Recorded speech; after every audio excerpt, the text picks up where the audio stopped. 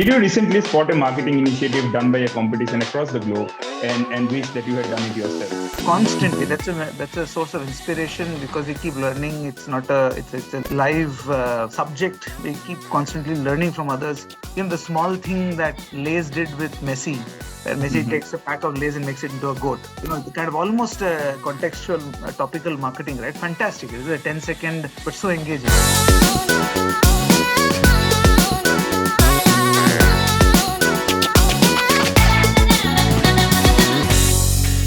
Hello, everyone. Welcome to the 6th episode of ET Brand Equity's Digiplus Dialogues Season 1. This is the first episode of 2023, and to kickstart the new year, we have with us Mr. Anil Viswanathan, MD, Vietnam and Southeast Asia, Mondelez International. Thank you very much, sir, for joining us here today at Digiplus Dialogues. First question that I would want to ask you is, transition from CMO to CEO or MD is one of the most discussed topics of 2022. What, according to you, are the nuances of this transition? And did you have to make a lot of changes in your brand of leadership that you practice as a marketer? Firstly, thank you for having me here, Anirban. Feels very good to be here with you. From my perspective, I think, as you rightly said, I think it is quite a talked about topic. And not just from a CMO to a CEO, but I guess from any functional leadership to a CEO. I think the journey is from being very strong in your core domain or your core function to becoming an end-to-end leader. So the transition really is that from being focused on one particular area or a domain to becoming an end-to-end leader. Now, every successful functional leader eventually is excited or is successful primarily because of the impact he has from an end-to-end perspective. So the perspective starts shifting in the journey of functional leadership already, but it's just that rather than just having an expectation, it becomes a responsibility. So I think one of the things that has always excited me is the fact that I just don't look at marketing as an end in itself, but as a way to impact business. So I was in that journey of impacting business, and actually now I find myself in the seat where I need to drive business end to end. So I think that's really the kind of the headline shift that we anticipate, and that's what people also want us to bring about as a change in ourselves. I think as a result of that, what happens is that one needs to bring in a greater sense of balance and understanding across functions rather than just in our own function. And typically, while marketing, you can argue, has possibly a reasonable balance between the short term and the long term. When it comes to business, there is no long term if you're not successful in the short term, right? So I think again, just balancing out the short term versus the long term, thinking about collaboration and orchestrating the various parts of the business to work together. Quite often, when you're in a functional kind of a domain, you're very comfortable driving that domain within itself. But here it is about a very, very disjoint or very, very separate parts of the business to orchestrate itself together. So that there's an element of collaboration. Correct. And lastly, there is an element of focus as well. Because you want the organization to be very, very razor sharp focused towards what the business objectives are.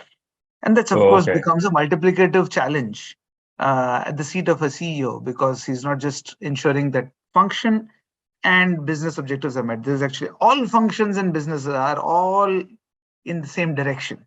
And that's the area of focus that becomes very important as a CEO. You can afford to be a little bit more organic when you're a functional leader, but you don't have that kind of a choice when you're driving a business.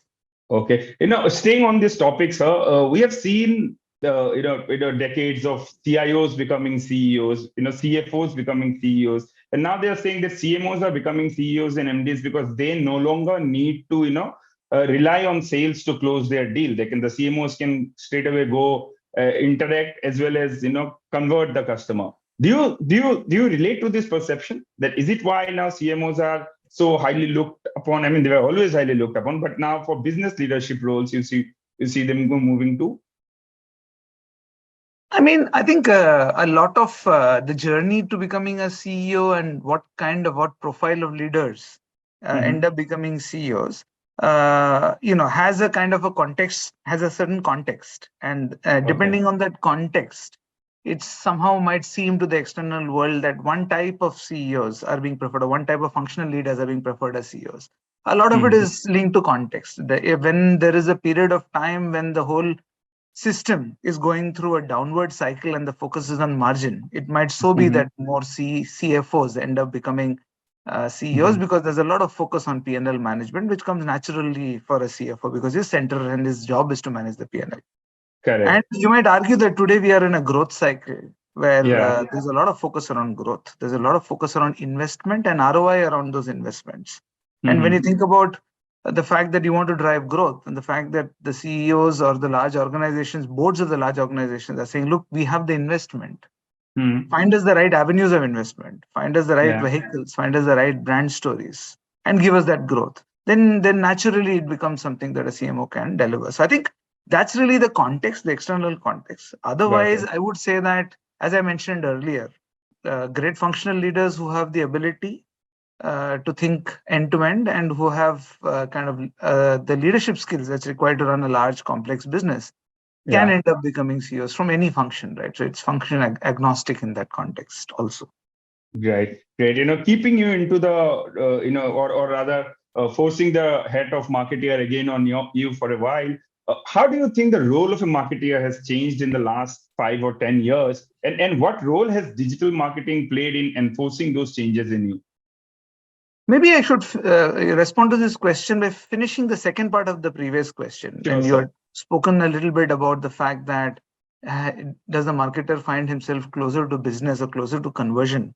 Right? Yeah. And you can argue that potentially there are business models of businesses where, and specifically kind of D2C businesses, where a lot of the focus is also on the bottom of the funnel, and it's no longer the fact that the bottom of the funnel owner is different from the person who's driving top of the funnel, right? Yeah. In large organizations, in traditional organizations, that's the way sales and marketing used to operate. To say somebody builds the brand and somebody brings in the money, right? And you can argue that in a D2C business, it's a little bit end to end, right? Yeah. I think having said that, I think broadly most organizations look at these roles as commercial roles and not really any further as sales and marketing, right? And hence, while at an early stage of career development, you might choose to say that I'm, focused on sales and I'm focused on marketing. As we grow in our careers, these roles are largely commercial and two sides of the same coin, right? A great brand campaign that does not deliver business isn't great. A great business is not sustainable if it's not, sitting on a portfolio of brands that have strong campaigns. I mean, there's two sides of the same coin. They can't exist without each other. So to that extent, I would say that you're anyway close to business. It is just that in a post-digital world, as you said, I think the onus is shifting to marketers to have a broader full funnel view. And I would say that in the journey of digital marketing, and as more and more dollars are getting shifted towards media where the consumer are, so that we go where the consumers are. So I think as more and more consumers are spending time on digital, and as digital ecosystems are evolving, there's a greater one-on-one attribution from what's happening in the top of the funnel to the bottom of the funnel. So the onus becomes on the marketer to understand the full funnel journeos and line up his organization, capabilities, end-to-end marketing ecosystem in such a way that he or she has a full funnel view of the entire consumer journey. So I think that's the big change. One is, of course, a lot of consumer activation being driven by data, and hence to be razor sharp focused on data, and really hence in pretty much there is a one-on-one congruence between a marketing leader and a digital leader, because most organizations are becoming digital organizations. Hence, most marketing organizations in that way are becoming digital marketing organizations. So gone are the days where you have a marketing department where there is a digital marketing division. To saying all marketers really today are digital marketers. Wow. So having that pivot to say that it's a lot of it is going to be data driven and ability to plan for, store, analyze this data on a real time basis to take decisions is defining the future of marketing in that sense. And it's no longer a stage where you focus on the top of the funnel, B, give it some amount of time to say, oh, let's wait for some time for the campaign to establish, or let's wait for some time to the consumer to respond to what the brand is putting out. Today, it's a large part of it is real time, because you are getting a lot of data real time. So I think that's changing the way marketers need to think about the way they run their departments, the way we need to think about consumer marketing. It's pretty much become real time. Wow. And staying on this topic of real-time actionable insights, we all are excited about data. And as you said, that companies are data-driven largely, but then there is this abundance of data that you are, thrown to. And how difficult is it to have it in a simplified format where you can actually use them as actionable insights?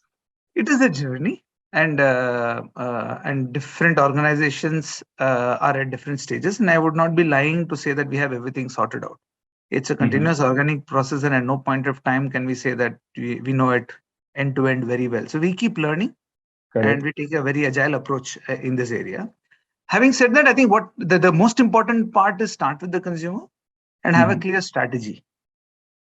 So once you're clear of what's the role you're playing in the life of the consumer, convert that into a clear strategy in the way you want to activate your brands with the consumer. Then data is in service of the strategy. So then you're not worried about the endless amounts of data that's coming in. You have a clear strategy, you have data against the strategy, so you know what KPIs you're chasing, you're measuring yourself against those KPIs. And they're able to line up all the data that you've got towards delivering those KPIs. So it's kind of having a clear framework. Yeah. Eventually, at a very simplistic level, you have input and you have output. Output is business. As I said, the clarity, simplicity is business. And you have a set of inputs, as we would call lead measures and lag measures. So I think as long as you're clear about those and you're clear about the flow of data, then it becomes simpler in terms of what should I look at and eventually what matters. So to your point, the simplicity of it is at the end of the year, you do a market mix model that tells you for the dollars that you have spent, how much business you've delivered. Yes. And that's how you're accountable to the business. Right. So I think, and that's the way we kind of becomes very simple, because when many times people ask about measurement and people think about, there isn't a comprehensive measure. There are different things that are measured different ways.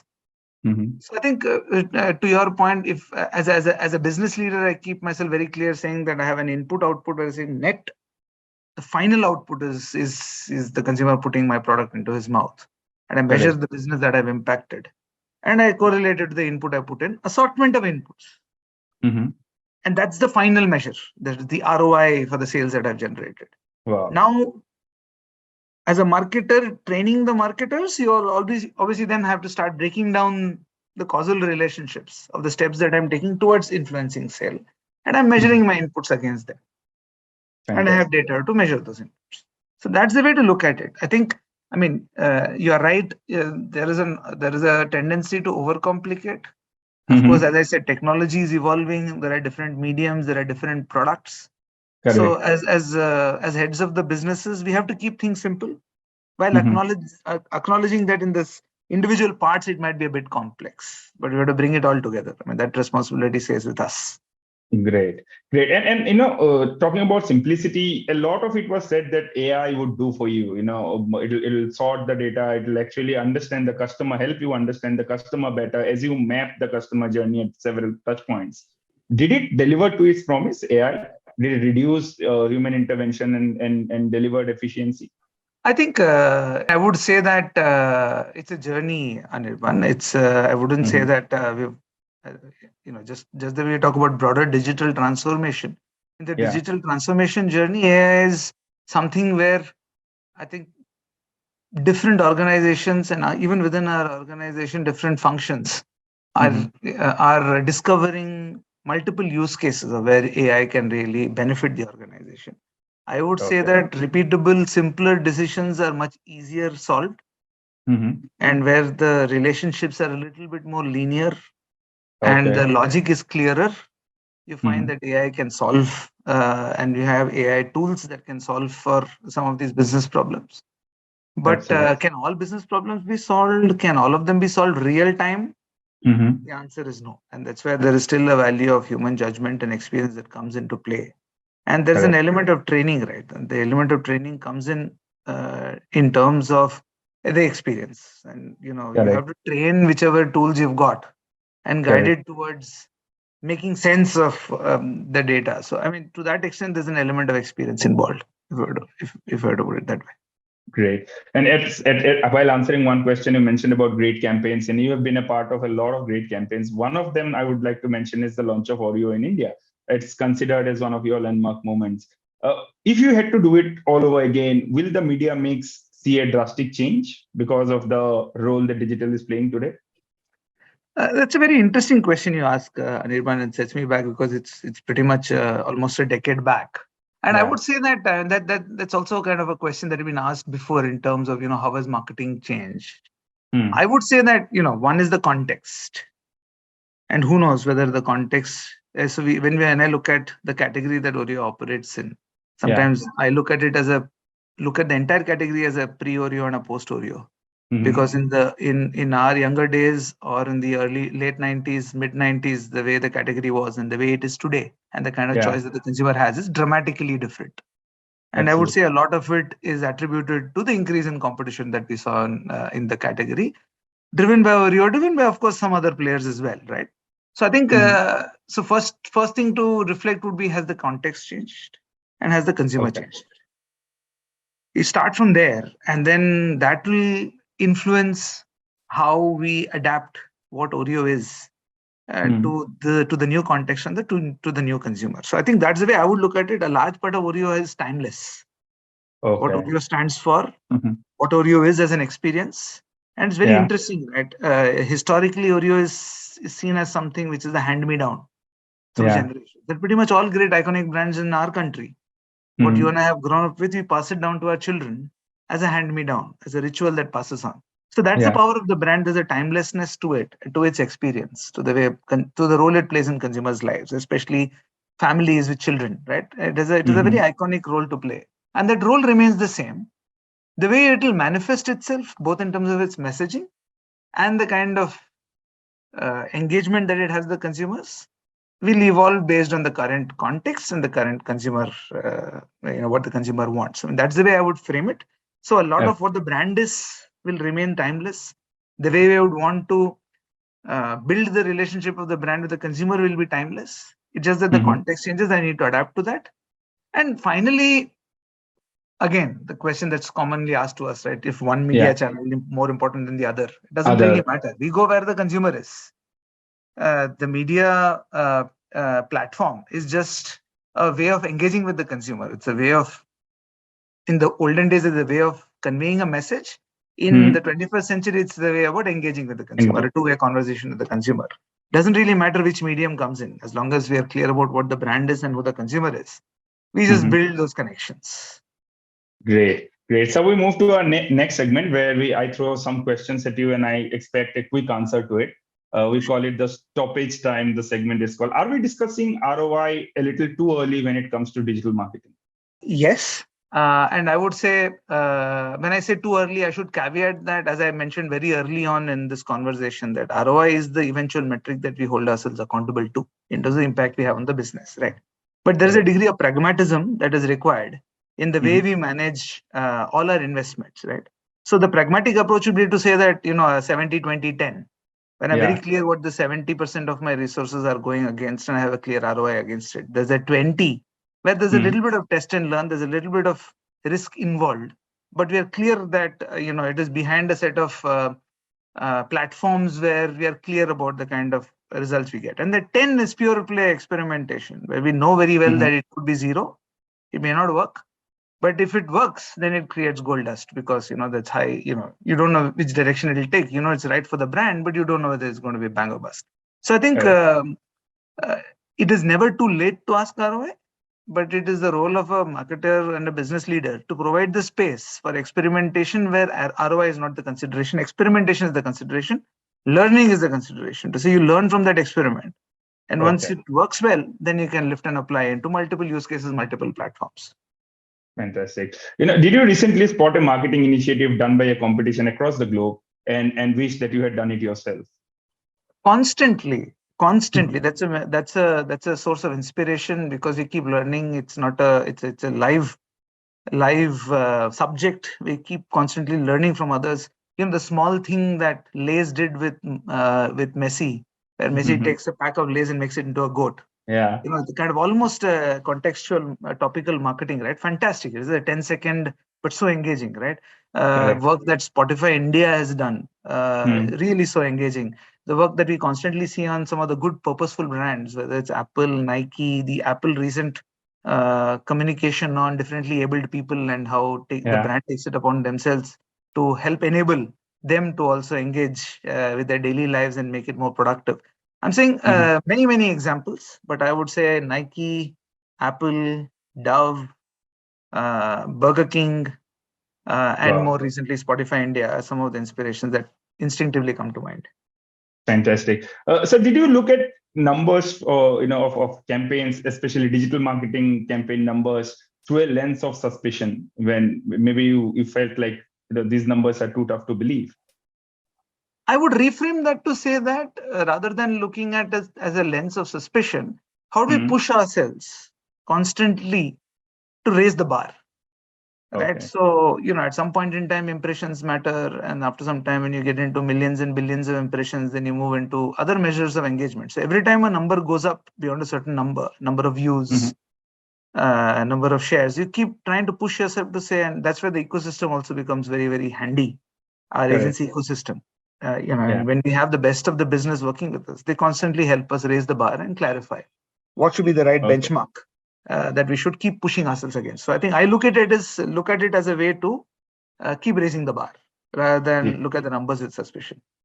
Yeah, getting you back to Indian issue for a little. Are you of the opinion that there should be a bark of digital too?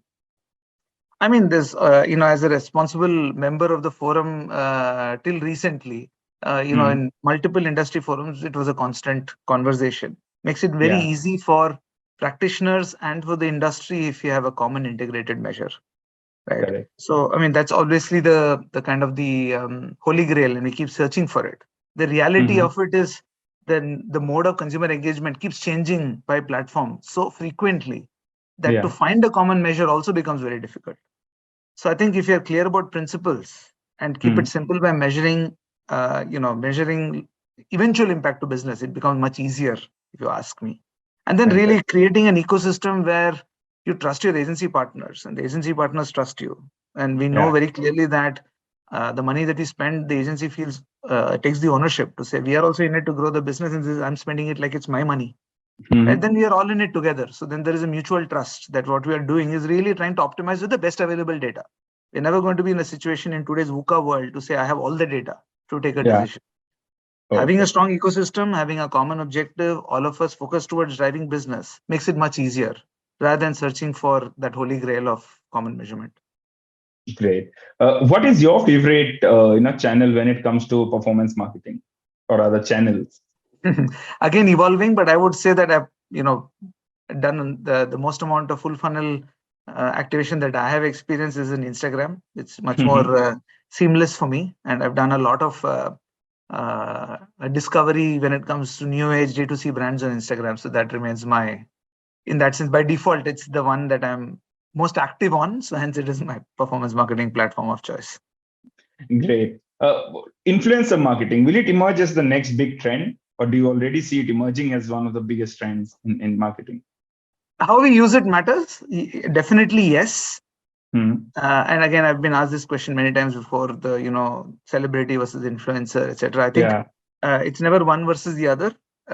Every emerging platform throws up a new ability to engage with consumers, and influencers definitely are emerging as very, very strong drivers of engagement and consumer choice in some specific mediums. And when used appropriately, are creating very good use cases, right? So I do feel that it's going to be more and more useful. I think in cases where there are unmet needs that an influencer is able to provide, then it becomes even more multiplicative in the impact that an influencer is able to have. Great. Last question in this segment, sir. What are your suggestions to budding marketers? Should they stick to brand safe inventory only, or is it okay to let loose if the inventory is driving performance? I think finally, at the end of the day, it's all about balance. And as I said, it's good to have an end-to-end view of the consumer. Something which is completely focused at the bottom of the funnel. You also know that it's all about you're one algorithm away from somebody else tricking you out. It's a hyper competitive world, and a lot of it is battled on price when you're just thinking about the bottom of the funnel. So it's also Correct. about having a balance at the top of the funnel and building differentiation. So I think my advice would be to say that think end to end, think full funnel, Okay. Okay. and obviously obsess yourself in influencing business and looking at business, but don't forget about the fact that you also need to build long-term brand equity based on differentiation. Great, great. The last question for this, for this episode, sir, and here I would like to know from you as a marketing maverick, when you look at 2024, what is that you will consider as a concern, and at the same time, what are the excitements that you would like to leave us with? As I see the kind of the recent past, and of course, a big marker of disruption for all our businesses and also for marketing has been the pandemic and how people have evolved around the pandemic. And the pandemic has really created a genuine VUCA world, right? Where a lot of people had to move with imperfect data and make a few assumptions. More so in this post-pandemic world, I think what is becoming clearer to me is that all brand-related or marketing-related work is cleaving into two sets. What I would call the leaders and the followers. And as I constantly see today, there are a few brands and organizations which are willing to lead, who are willing to take a few risks, or willing to think about the future and experiment. And then there are a whole bunch who are following. So what concerns me is that there is a big followership of trends, and people are, in that sense, sometimes blindly following trends like brand purpose, trends like consumer data or first-party data, trends like full funnel or bottom of the funnel performance marketing. And then there are those that are constantly taking a step forward. So what excites me is the fact that genuinely I feel that people are now experimenting and trying out multiple things with the consumer at the center, leveraging tech and digital and what tech and digital can provide in terms of personalized one-on-one conversations. And people are being brave to dream of a future where brand A can actually personalize its message to Anirban and expect a response. And Anirban is very happy with that one-on-one relationship. And we actually believe that that is possible. And then on the other hand, the concern is that a whole of the other brands are fence sitting and waiting and watching to say, okay, let me follow. And I'd much rather not take a risk. I think the industry will benefit if the spirit of experimentation continues. Obviously, we don't want to do anything foolhardy and put everything of the company, every resource of the company to risk. But just having that pragmatic balance of 70-20-10, as I said, just keeps that spirit of experimentation. Because finally, at the end of the day, that's the fuel for all invention. And, the good thing from a digital perspective is India is booming. And we see every day new tech solves coming. And the beauty of the tech infrastructure and the opportunities it provides for one-on-one consumer activation. So I think that's the concern and the flip side. But in some, as I love to say, it's never been a more exciting time to be in marketing, to be in consumer marketing. So hence my advice to young budding marketers is you've chosen the right function. Keep an end-to-end approach. Keep your consumer at the heart, and boy, you're in for a ride.